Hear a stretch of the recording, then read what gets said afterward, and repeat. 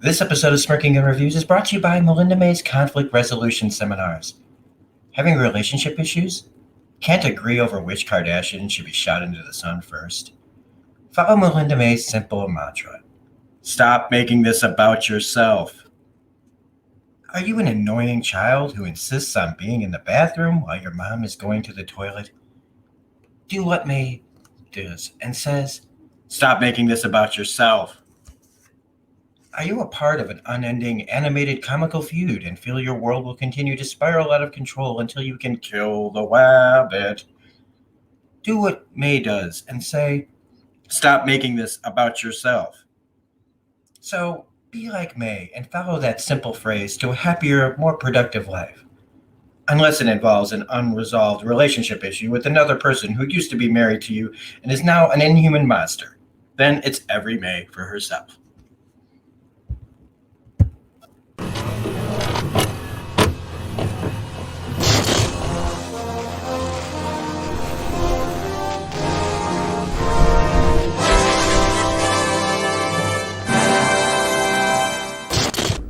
Ba ba ba ba ba ba ba ba ba ba ba ba ba ba ba ba ba. Ba ba ba ba ba ba ba ba ba ba ba ba la la ba ba ba ba ba ba ba ba ba ba ba da da da da ba ba ba ba ba ba ba ba ba ba ba ba ba ba ba ba. All right. Hey, everybody. Welcome back to the channel. This is Rob here at Smirking Gun Reviews. How's everybody doing today? We are back talking more Agents of S.H.I.E.L.D. It's our old S.H.I.E.L.D. new review show where we go back and rewatch and review all the old episodes of S.H.I.E.L.D. that I haven't seen since the first time they aired or reviewed them. That would, of course, make sense. And keep the show alive. And if you like these, don't forget to go over to D's Reviews where we talk about every season of Agents of S.H.I.E.L.D. Every month. And we've done Agent Carter, and we're going to be doing the Season 2 of Agent Carter over on D's Reviews. But also check out his other Agents of S.H.I.E.L.D. reviews. And in my archives, of course, you can see Season 1, 2, now 3, soon to be 4. But we've also got Season 6 and 7 reviews for this show as well. Today we're talking about episode 18 of season 3. It's called The Singularity. And this is like, I wanted to say that this was the singular... God, okay, I didn't mean to... Okay, that was a... Sometimes puns just happen. This is... I wanted to say that, point out a singular episode, but where things just couldn't get any worse, right? But really, every season of, especially long form shows that have 20 plus episodes, there's usually a block of episodes where basically just when you think things can't get any worse, they keep getting worse. Kind of, goes on like last episode, continues into this episode, will continue to keep getting worse before things get better or resolved for the moment before we start up a whole new problem. But it's hard to kind of imagine things not getting worse, but at the same time we have the beginning, true beginning, I guess, of the relationship that we've all wanted to, we've been following for 3 years. And so amidst all this horror, you've got Fitz and Simmons finally doing the deed. Having sex at the end of this episode. It's a lot of big moments. And I think sometimes it fits, that in... God. I keep accidentally saying things that sound like puns. So amidst that tragedy, though, sometimes it's those moments that cause these bigger moments, these more emotional, personal moments that characters who have been holding back finally do something. And in this episode, Fitz and Simmons finally... I'm not going to say it. I was going to say it. I think you guys, if you know what sentence I was about to say, it was going to be another pun on accident. So, after the events of last episode, where Daisy buried S.H.I.E.L.D., the S.H.I.E.L.D. base, under the influence of Hive. It's time to dig out. One of the interesting things here is we find out that not only is Hive's influence, make everybody behave abnormally and completely under his control, but that it's also an addictive uh, thing that thing and that happens to them. It affects the pleasure centers of their brain and making them like deliriously happy and content and feel like a part of a community, which is something that Daisy has always wanted, family and connection. Kind of like a lot of us do here on YouTube, right? This is where we go to make connections, but we're all part of a network, but we are definitely not all connected like this. Um, and it's kind of scary. And again, it shows Chloe Bennett's range, where she can seem completely on Hive's side, yet still care about S.H.I.E.L.D. and her friends, just not enough to want to stop. More like, you leave me alone, I don't want to hurt you. A lot of shows just have the characters that like get turned by something over, like that are controlled by somebody to completely be off character and unfeeling and unlike them at all. In this, Hive actually allows them to have those feelings still. It's really even more insidious because, she comes at, Daisy will still come to you as a friend. Any of these people can. And it's also fitting for a spy show that characters don't act off character. Hive is smart, if not annoying as hell. So we have everybody buried, trying to get out. We have the amazing sideways takeoff that, May says is completely risky and irresponsible. But what I really love is the smile on her face. But that smile doesn't last here because in this episode, Phil and May's, relationship gets put to the test. After kind of 3 seasons of things that have been happening and building up to, like, Phil killing Ward and chances that he takes for only Daisy, chances that he takes that puts other people, making them to make hard choices and kind of exposing Phil's hypocritical side a little bit when it comes to Daisy. Because you have Lincoln, right, who is back to being written as rather kind of an idiot and a hothead. Kind of weird because he's also in the medical profession, which is like something that you would need to have kind of a calm manner. You need to have some kind of bedside manner. Can you imagine if he just started yelling at his patients whenever they didn't do anything he wanted? But, he has Lincoln put on what we, basically would be a suicide vest, except it's a murder vest because a suicide vest is controlled by the person who's going to blow themselves up. This is controlled by May. And May kind of cuts through that, saying, Phil's willing to let Lincoln sacrifice himself, like put himself out there to help fight Hive, but only if he wears this murder vest so that if his sway, Hive's sway gets to him, kaboom, no more Lincoln. And, Lincoln has a slight point of like, yeah, okay, fine, you'd just like that, wouldn't you? Even though it's a little more, like, think a little bit more Lincoln, but that's the writing. Again, I think we tend to blame the characters for the writers, how the writers write them. So I don't blame the actor.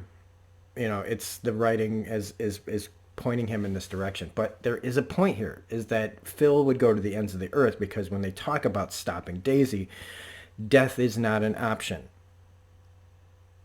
But it is for Lincoln, and May points that out. But not just points that out, but to the other things that he's been doing that have been putting the rest of the team in danger to save Daisy alone. And she's right. And it's not too often that Phil and May have these moments.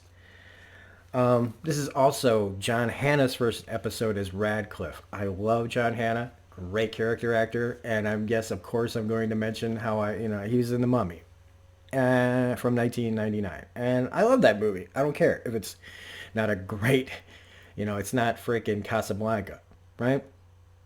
Which I have never seen, by the way. but you know what I mean.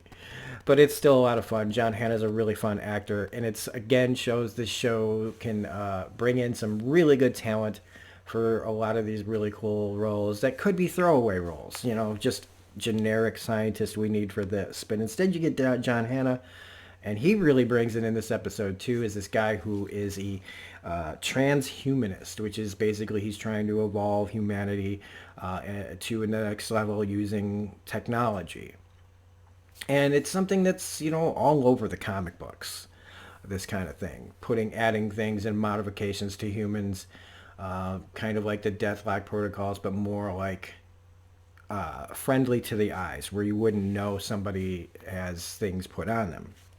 And so Fitz and Simmons are supposed to go in there and show him some technology that will get him on their side to find a cure for Hive's influence because of what his background is, to get his help. Now, during this story, this is where we have Gemma and Fitz, contemplating their friendship. I love the fact that they talk about their physical relationship as being crossing an event horizon. Science, but it is really kind of romantic and like powerful, like that's what love is going to be like. Is like a cosmic event, which, let's be honest, probably won't be, but it's really poetic at least. Oh, there goes the camera because I've been talking a long time. It's also important to point out Hive's interest in Daisy and how Hive operates. Like it was brought up from Malik, Hive has no interest in humanity. He has no interest in anything but what he wants. So it's interesting how this character in this episode is always being very personable, because he knows that his control, he needs to massage these people, right? He needs to make sure that they don't have any opposite sway to his influence. So he acts like he cares. Even though they're under his control, he is still trying to make sure that they stay under his control. Because he's building an army of inhumans, and you've got Daisy, and you've got Alicia, who turns out, they go after her. She turns out to be under his influence. And then they go after James, who, I'm sorry, if there was a character that I didn't like in season 3, it's James. He's just not likable. He's supposed to be kind of the roguish, Australian character who, I'm not going to do that. But I don't find him likable. They're trying to kind of make him like a roguish Gambit type, who can touch things and throw things, and except that he's like living TNT and not kinetic energy. But he's building up all these characters so that not just are they kind of under his control, but there's the loyalty that is there, and giving them what they wanted. James always wanted to be an Inhuman. So when they make him one, he feels like they've done him a favor. Now, getting up to the end of this, right? So they find the only thing that can destroy Hive underneath James's house. Now, I always find it funny that the villain doesn't just get rid of the thing that can kill him. It's like, that's the thing that can destroy me. Let's destroy it. No, let's leave it around, as a MacGuffin almost, so that somebody can exploit it later on. And so at the end of everything, right, you've got Fitz and Simmons go into Radcliffe's place, which has a really literal eye-gouging moment that they actually showed, and I was surprised. I did not remember this from the first time watching it, but when she sticks him in the eye with the needle, they show it. And it was pretty effective. I mean, it's not quite as intense as, like, say, the Pulp Fiction, needle to the heart scene, but still, showing a needle going into an exposed eye probably is a little difficult for some viewers to watch. It was kind of difficult for me to watch. But it is a pretty interesting test to see how far somebody's willing to go to get next to Radcliffe. But this problem, this that seems to be fixed, that seems like, oh, we'll be able to get Radcliffe on our side, is quickly squashed as Daisy and Hive just show up.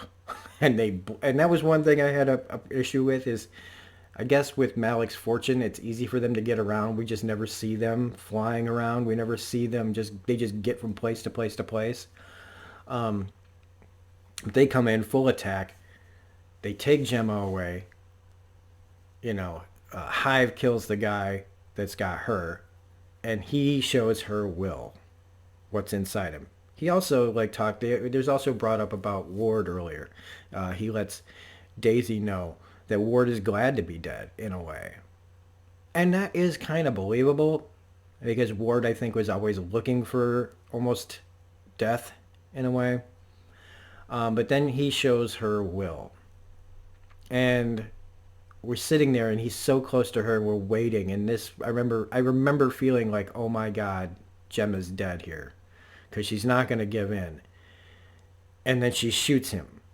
And while it's satisfying to see her shoot him, because she always said she was going to shoot Ward, I thought it was a little weird that he didn't just immediately kill her.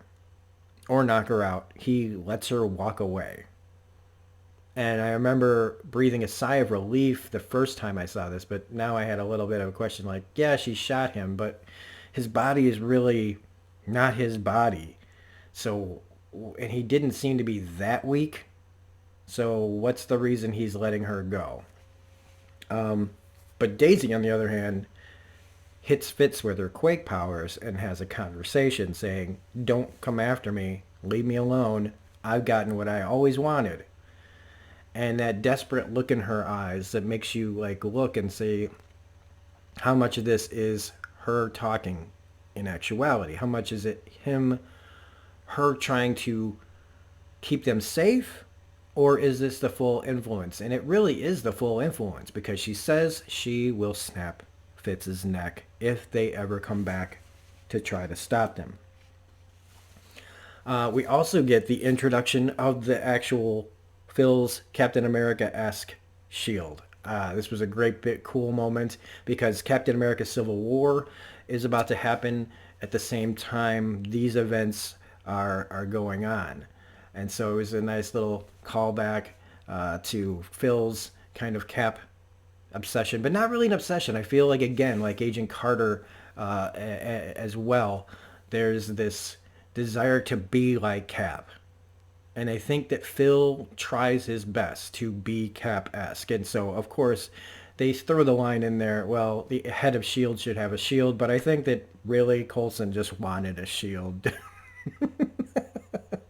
Because it would be cool to have a shield. I mean, I finally bought one because I never thought I would want one. And yep, once you have one, you like it a lot. But that was a great moment when the place blew up and they dove into the pit and he's got the shield and it's like, dun, dun. So as much as bad as things were in this episode, are going to continue to be, there are these great moments of positivity or just straight up cool. Now, Daisy also brings up her vision that someone's going to die, and she uses that kind of against Fitz there. Now, there's another huge moment here, and it's a shame because even Phil says this was supposed to be a happy moment, because of this alien takeover, Phil finally pulls the trigger with Talbot to get rid of Hydra once and for all. All the bases, all the places that they know that will take down Hydra kind of once and for all, just happens off screen. And as he says, that should have been awesome. It's right. He's absolutely right. It's almost like they're telling the audience, sorry. But it is taking out something that could potentially be used against them by Hive. So it's a smart move, but at the same time, it's understandable for the audience to kind of be disappointed that we didn't get to see it. But honestly, there's just not enough time. And so Hydra's been taken off the board, and there's no more Maliks. And so there's no Hydra leadership that we know of. But, like they say, cut off one head, another one grows back. So it really is only a matter of time before somebody comes crawling out of the woodwork to say, Hail Hydra. We got a lot of people in this country right now that are saying Hail Hydra. And finally, Fitz and Simmons get it on. It's a cute moment. I don't know how else to say it. It's building up. We don't see any of it, but it's as funny and awkward as you'd expect it to be. And then our stinger is that Hive bought a town and that he wants Radcliffe to recreate the Kree experiment that made him. Now, I find that a little weird because I don't feel like Hive is the kind of guy who would want more with more people who could be like him, unless the idea is to make, everybody Hive so that there is just one great big hive. How he would maintain control when a bunch of them are running around, I don't know, but it's still a really interesting premise. And where are they going with this fully? I don't quite remember. I remember the bigger details, but not all of them. And that's a lot of fun. I always joke that I wish I could have the Men in Black flashy thing where I could just erase my memory of something. And after a good amount of time, apparently you can forget a lot of stuff just naturally. So that's the Singularity, everybody. If you like this review, please hit the like button, comment, share, subscribe, hit the bell for all notifications. I always forget to say this at the top of my videos. It's something you have to learn to do, I think. Otherwise, have a great day. We will be back with episode 19, 19, 20, 21, 22. Only 4 episodes left until season 4. Have a great day, and we will see you on the next video. Bye.